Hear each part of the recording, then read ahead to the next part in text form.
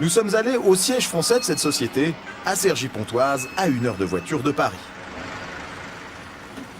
Donc là, nous avons les équipes de traducteurs. C'est ici, dans ce bureau, que sont nés les fameux noms bizarres des Pokémon, adaptés des noms japonais d'origine. Alors, à qui est-ce qu'on doit les noms des Pokémon?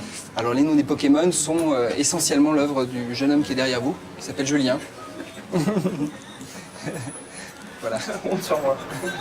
En réalité, ils sont 4, sous la férule de Julien, 25 ans, un passionné de jeux vidéo qui parle japonais, car rien ne peut se faire sans l'accord des Nippons. On nous emmène au Japon pendant 2 mois pour nous expliquer tout ce que les noms veulent dire en japonais et en anglais, et toute l'essence Pokémon qu'il y a derrière. Et puis après, ils nous laissent réfléchir pendant un certain moment et on fait plusieurs propositions, et s'ils refusent, on garde le nom japonais. Cet être jaune, Pikachu, probablement le plus célèbre des Pokémon, a gardé son nom japonais. Mais pour les autres, il a fallu plancher. Herbizarre, Florizarre, Salamèche, Reptincelle. La tâche est plus délicate qu'il n'y paraît. Exemple avec ces Pokémon gluants et dégoulinants, Tadmorve et Gros Tadmorve. Gros Tadmorve. Le nom en japonais de Tadmorve et Gros Tadmorve, c'est Beto Beto et Beto Béton, qui sont en fait le bruit que fait quelque chose qui a séché dans l'évier. Donc quand c'est quelque chose de très sale et qu'on met le doigt dedans et qu'on fait comme ça, au Japon, le bruit c'est Beto Beto Beto Beto. Voilà. De très sale, faudrait laisser dans l'évier. Texto. Donc on a expliqué qu'on n'avait pas d'équivalence en français, alors ils nous ont demandé quelque chose de dégoûtant. Tadmorve et Gros Tadmorve. On a eu des plaintes sur ça, je crois.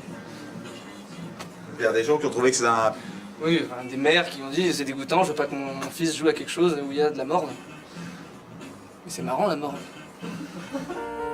Si les noms sont marrants, le graphisme du jeu lui-même est terriblement simpliste. On dirait le Pac-Man des années 80. Ce qui passionne les enfants, c'est que les règles du jeu sont très riches. Elles rempliraient, dit-on, 3000 pages de texte. Le petit bonhomme qu'on suit, c'est le héros, Sacha. Il doit capturer le maximum de monstres et les faire combattre, comme ici Ratata contre Pikachu. Le but de Sacha, le héros, c'est de devenir le plus grand des dresseurs de Pokémon. Donc aller de ville en ville, battre tout le monde sur son chemin, trouver des objets cachés. Il y a beaucoup d'heures de jeu en perspective, et à la fin, si on y arrive, on est sacré maître Pokémon. Mais ça c'est après beaucoup d'heures de jeu.